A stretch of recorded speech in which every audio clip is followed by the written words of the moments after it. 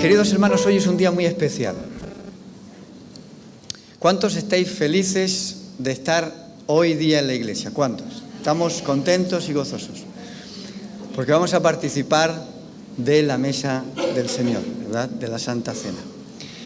Y creo que es un momento muy importante para la vida de cada uno de nosotros como creyentes.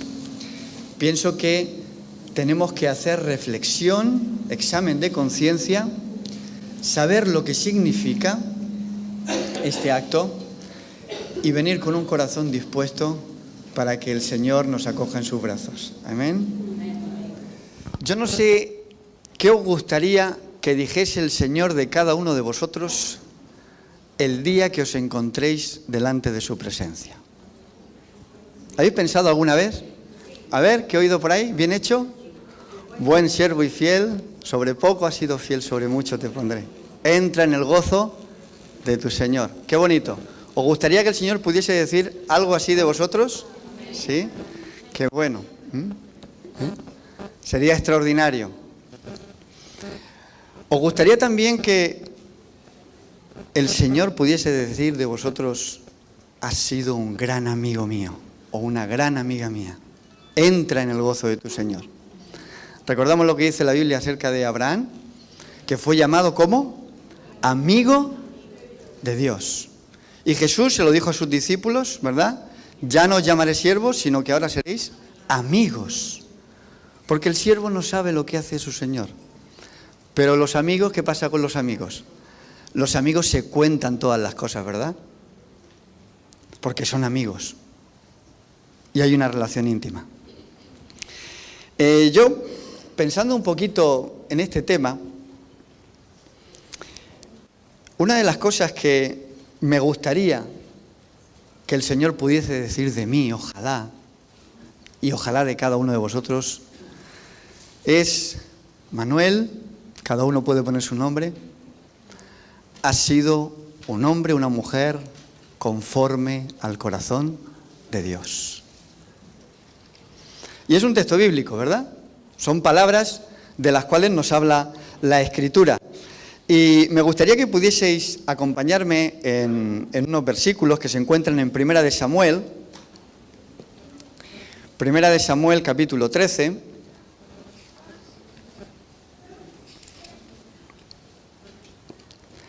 Y vamos a leer los versículos del 13 al 15, donde dice allí la palabra de Dios: entonces Samuel dijo a Saúl: locamente has actuado.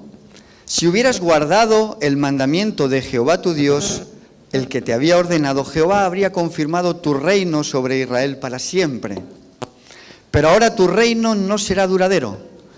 Jehová ha buscado un hombre conforme a su corazón. ¡Qué bonito! Un hombre conforme al corazón de Dios. ¿De quién dice eso? De David. ¿Os gusta el personaje de David? ¿Sí? Fijaros que el apóstol Pablo quiere recalcar la misma idea y en Hechos capítulo 13, versículo 22 dice: después quitó a este, hablando de Saúl, y levantó por rey a David, de quien testificó: he hallado a David, hijo de Isaí, un hombre conforme a mi corazón, quien hará todo lo que yo quiero. Hacer todo lo que Dios quiere.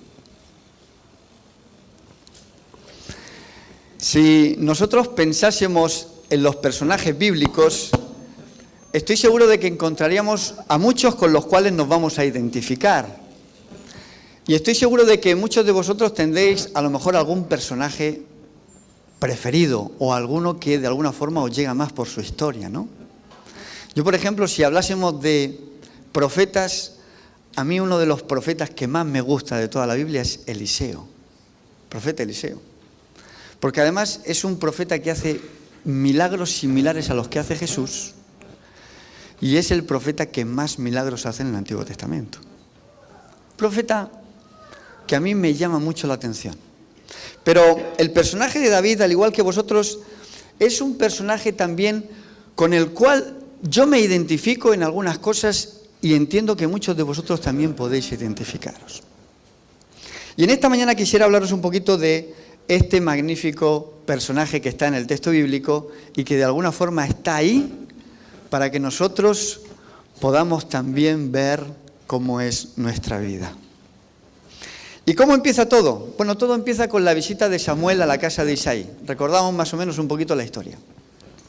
Samuel es enviado por Dios y el Señor le dice, ve y unge, ¿verdad?, a aquel que va a ser rey de Israel. Y entonces se va a la casa de Isaí y no sabiendo quién era, dice que le dice a Isaí que reúna a todos sus hijos para el sacrificio y ahí el Señor le va a revelar a aquel que va a ser el nuevo rey de Israel. Y entonces Samuel al primero que ve es a Eliab, ¿recordáis? Y dice, el más grande. Y dice, este tiene que ser el rey de Israel. Pero Jehová no ve lo que ve el hombre, dice el texto bíblico, ¿verdad? Jehová que mira el corazón. Fijaros cómo los seres humanos muchas veces podemos de alguna forma pensar erróneamente cuál es la voluntad de Dios y cometer, ¿verdad?, errores o hacer cosas que van en contra de Dios. Samuel había fijado los ojos en Eliab porque tenía como referente ¿a quién? A Saúl. ¿Y cómo era Saúl? Alto, apuesto, ¿verdad? También. Eliab, este tiene que ser el rey de Israel. Y el Señor le dijo, no. Y entonces fue desechando a todos los hijos de Isaí, hasta que finalmente Isaí se queda sin hijos y le dice, Samuel, ¿no tienes más? Dice, sí, tengo otro que lo tengo por allí con las ovejas pastando. Dice, mándalo llamar porque hasta que no vengan nos sentaremos a comer. Y entonces llega David. ¿Y quién era David? Un jovencillo, quizás no tan alto, pero era tierno, dice el texto bíblico, rubio, con ojos claros. Y entonces dice el texto bíblico que Samuel sacó el cuerno que llevaba, tomó del aceite y entonces ungió a David en aquel momento. Y fijaros lo que dice el texto bíblico, un poquito en referencia a lo que decía, a lo que cantaba Noel en el canto. Entonces el Espíritu del Eterno vino con poder sobre David. Yo digo, Señor, si nosotros pudiésemos recibir el Espíritu que recibió David en aquel momento, ¿cuán diferentes seríamos? Si el Espíritu de Dios nos tocase en esta mañana. Y evidentemente a partir de ese momento vemos cómo efectivamente el Espíritu de Dios está con David, porque la vida de David empieza a cobrar relevancia en la Escritura. Y entonces vemos cómo empieza, ¿verdad?, toda la historia que nos narra la Escritura acerca del personaje de David. Y David es enviado con su padre al campo de batalla, ¿recordáis?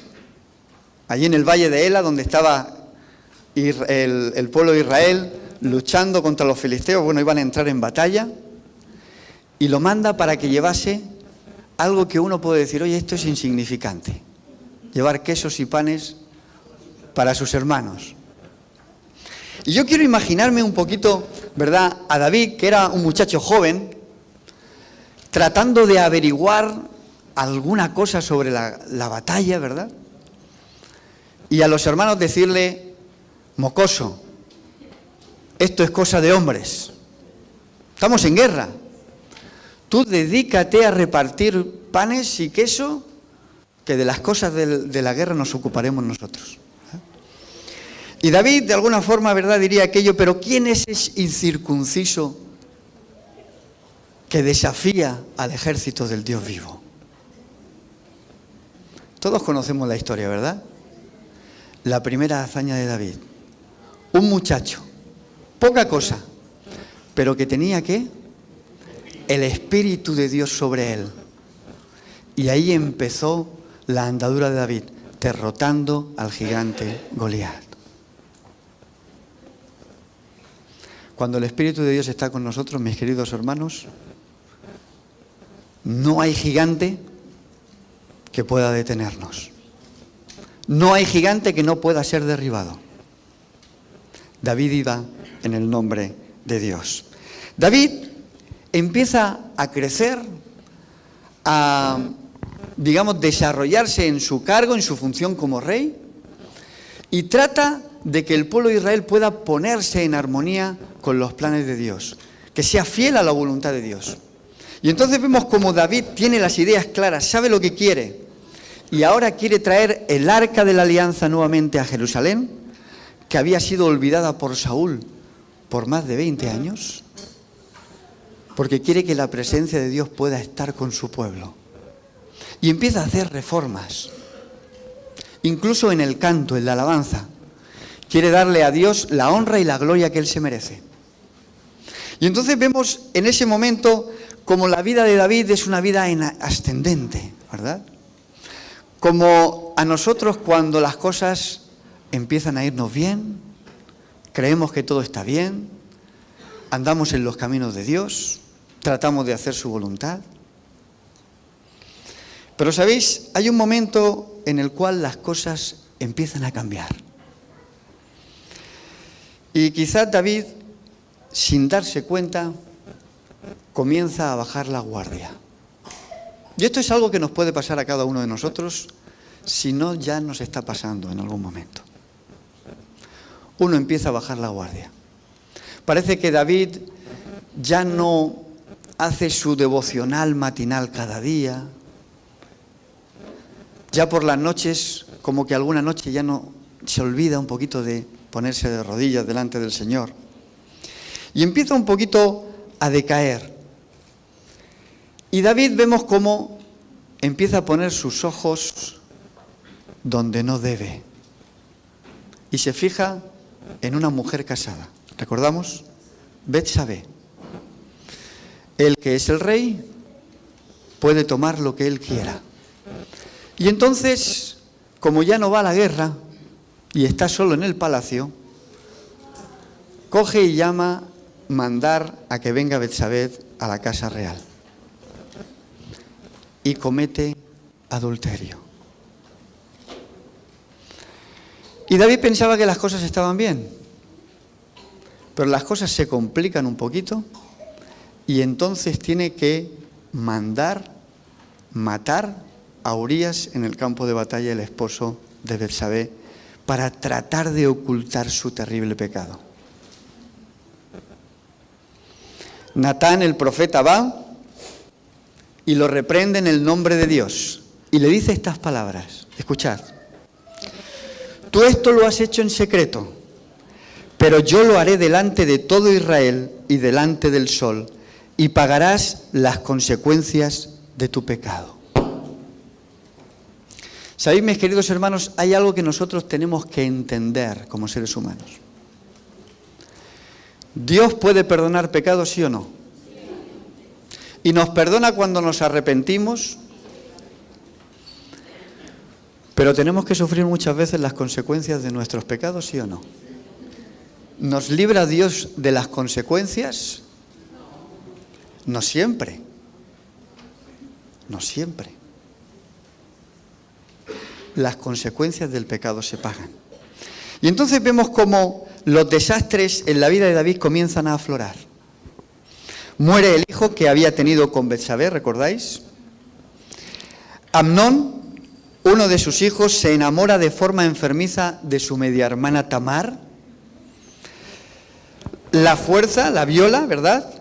Tamar es una muchacha virgen, lleva los colores típicos, ¿recordáis la túnica de José, ¿verdad? De esa túnica típica de las personas vírgenes. Ahora sale gritando del palacio, ¿verdad? Porque su hermano la ha forzado, la ha violado, rompe su túnica de colores, símbolo de la virginidad. Absalón, el hermano de Tamar, y también hijo de David, toma venganza por su hermana y mata a Amnón. Su hijo Absalón huye y se rebela también contra su padre David. Entiende que David no ha sido un buen padre y tampoco es un buen rey. Él puede hacerlo mejor que él. Por lo tanto, le hace la guerra y quiere matarlo para reinar él en Israel. David, no queriendo enfrentar a su hijo, huye, pero finalmente Joab, capitán del ejército de David, dice que lo mata junto con sus escuderos. Cuando David recibe la noticia de la muerte de Absalón, llora amargamente. ¿Qué padre no llora la muerte de un hijo? ¿Qué padre no llora la muerte de un hijo? David llora amargamente y se registra en la Biblia, Samuel capítulo 18, versículo 33, Hijo mío, Absalón, hijo mío, mejor me hubiera sido a mí morir en tu lugar, Absalón, hijo mío. La vida de David ha cambiado por completo. Así que tenemos a David junto con su familia. Es una familia donde hay adulterio, donde se ha cometido un homicidio, un incesto, una violación, un asesinato, el de Absalón, y todo un palacio conmocionado. Digno esta historia de un culebrón de novela, ¿sí o no? El David que comienza ascendiendo y el David que comienza decayendo. Esta es la historia de David. Y es en este momento, mis queridos hermanos, en que nosotros podemos ver a un David vulnerable, a un David gris, oscuro, opaco. Alguien que no puede ser un hombre conforme al corazón de Dios. Muchos de nosotros, si David hubiese estado en nuestra iglesia, rey no habría sido, evidentemente, pero ni anciano, ni primer diácono, ni ningún cargo en la iglesia.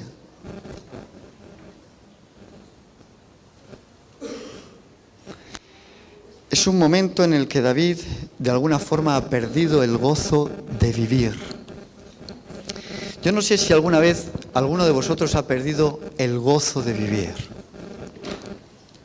Pero sabéis, mis queridos hermanos, cuando uno pierde el gozo, uno ya no sirve de la misma manera a Dios, ni a la iglesia. El gozo es fundamental, el gozo nos motiva, el gozo nos anima. Y David de alguna forma ha perdido el gozo. Y yo me pregunto, Señor, ¿será que muchos de nosotros también hemos perdido el gozo por las situaciones vividas, por los momentos vividos en nuestra vida? ¿En nuestra experiencia cristiana? Cuando perdemos el gozo de la salvación, mis queridos hermanos, servir a la iglesia ya no es igual. Parece una carga, a veces una rutina, a veces una monotonía. Uno va por costumbre, pero ya no va con el mismo gozo y la misma ilusión. Cuando se pierde el gozo, no se sirve igual. Y sabéis, David perdió el gozo. Y me encanta porque hay uno de los salmos de David que todos conocemos muy bien, que es el Salmo 23, ¿verdad? Pero no sé si conocemos igualmente el Salmo 51. Y el Salmo 51 es un salmo que escribe David donde dice, después de todo lo que le ha acontecido, dice: hazme oír gozo y alegría, y se recrearán los huesos que abatiste. Devuélveme el gozo de tu salvación y sosténme con un espíritu dispuesto. ¡Qué oración! ¡Qué salmo! Un salmo desgarrador, un salmo que David escribe y canta a Dios después de analizar toda su vida, las malas decisiones que ha tomado. Señor, he perdido el gozo. Y David quiere plasmar esa experiencia en el Salmo 51. ¿Sabéis? Podemos decir que la vida de David se divide en dos partes. Antes del Salmo 51 y después del Salmo 51. Uno podría haber dicho, David no tendría que haber escrito más salmos.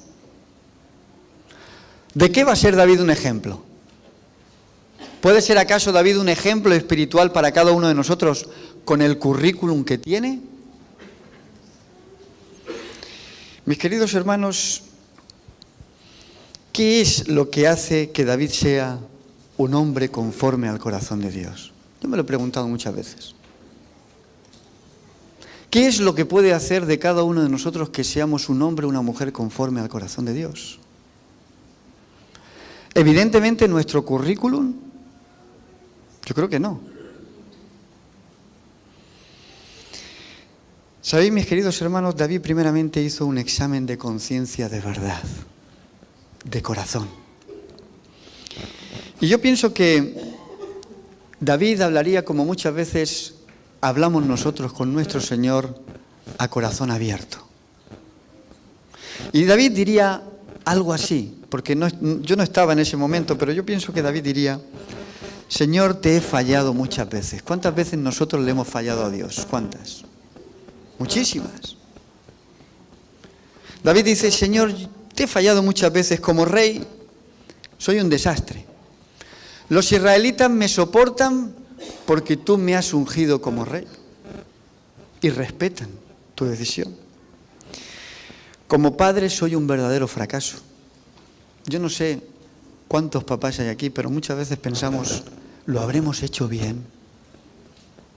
¿Lo habremos hecho bien? ¿Hemos hecho todo lo que debíamos, todo lo que podíamos? David se lo plantea: soy un verdadero fracaso.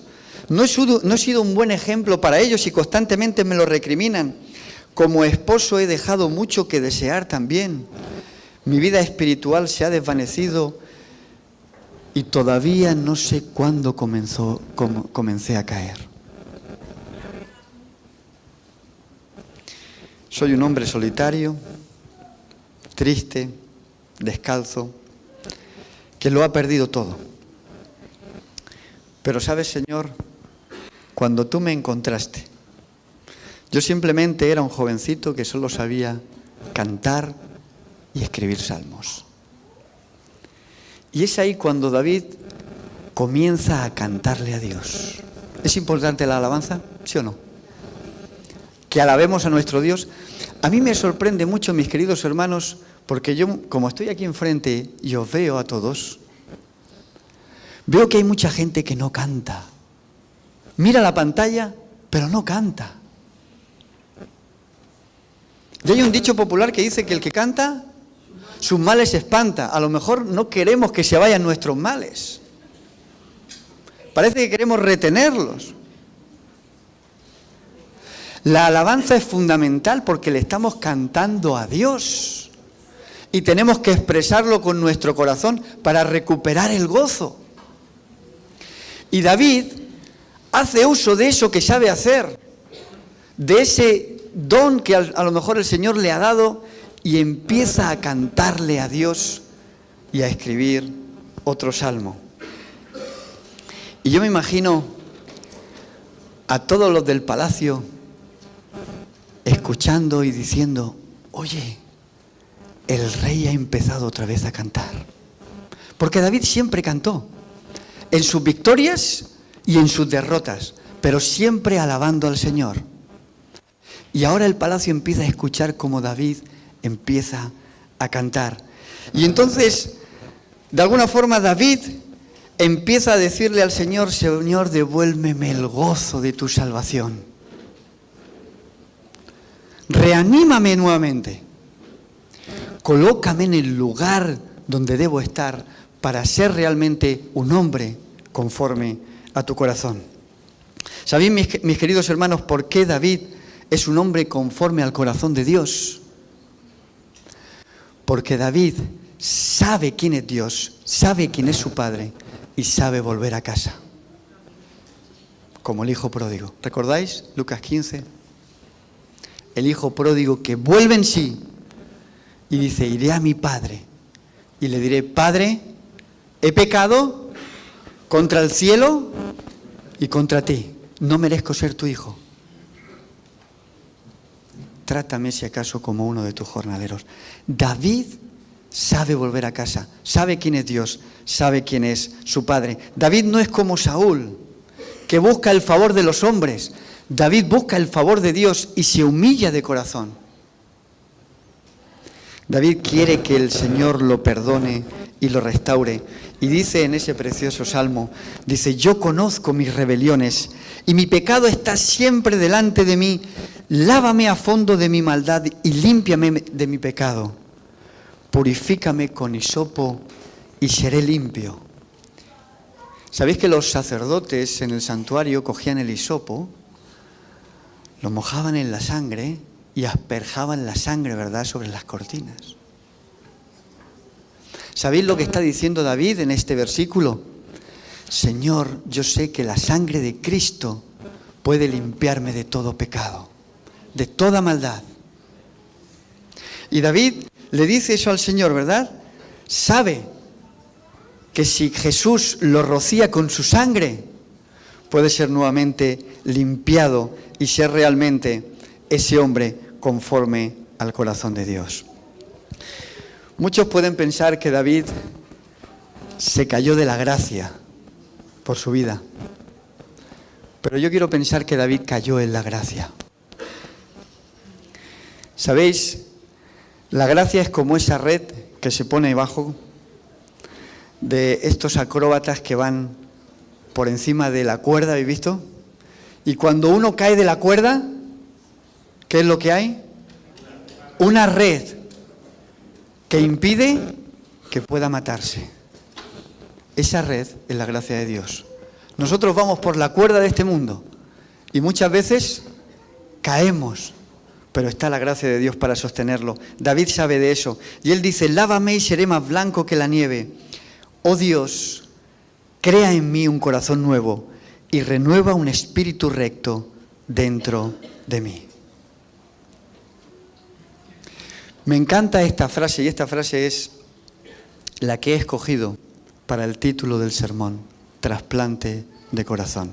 Crea, oh Dios, en mí un corazón nuevo. ¿Sabéis lo que le está diciendo David a Dios en este salmo? Señor, mi corazón está cargado de pecado.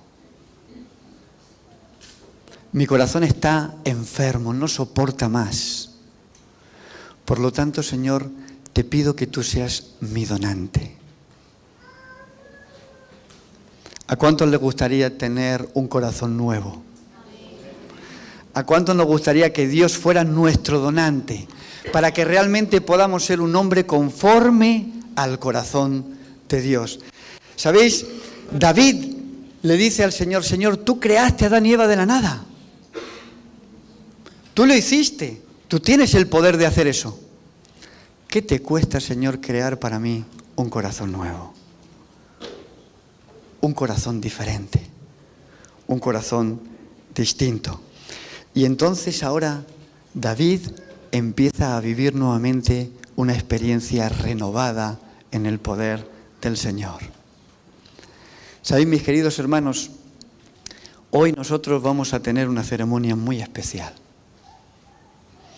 Y es el momento propicio para traer nuestros viejos corazones al altar y decirle, Señor, yo quiero dejarte mi corazón cargado de pecado y llevarme en esta mañana un corazón nuevo. Quiero venir a la mesa del quirófano y que me hagas un trasplante y pongas en mí tu corazón para que pueda ser un hombre conforme a tu corazón, una mujer conforme a tu corazón. Así que, mis queridos hermanos, os invito a que durante estos momentos podáis reflexionar, podáis arreglar lo que haya que arreglar, para que no os privéis de salir esta mañana con un corazón nuevo, con el corazón de Dios. Que el Señor os bendiga. Amén.